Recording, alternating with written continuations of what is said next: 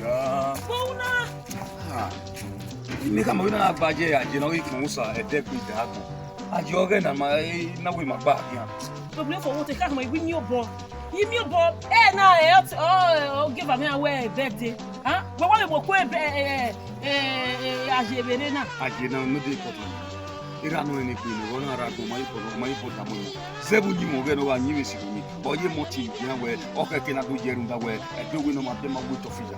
Iye no ke ni ma ya re ba be deri. Ha? Oye mo o ke na gba re ba. La ha go dio be no gidi na ni. E be de fo su comprano o no je gbe yo ke na ibe be. O de be di na mo so wo be na. Bi no po no do de gbe we. Be to ka je je bi ri o. La wo na tu abona gege kwa we na ke ba. Me ege sisi ezu na brasi. Oge paida agba. E pa disi kaka me. Ya ka mo na lem po ta. O me na gbe du we abi ojo ni me mi na bi abi birthday ni. O ki o pa emoji. O ke ni ma wo pa wasi wa ni.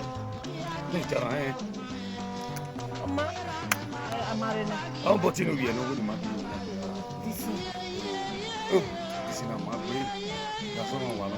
Ite. We gwa te we no ma na disi e. Owe wa du ge do bi fo wo to de ma na sila ya ma jo. Ono ho e yo pa. Dundo ina. O ke na wa gege wa pa na ne do ki ma ji na. Nga iya we be ni ale o. Mo ni ya o mi pa.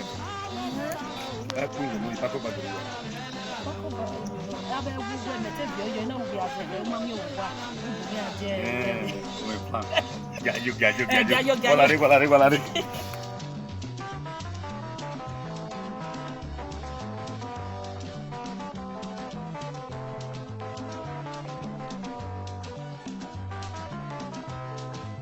What?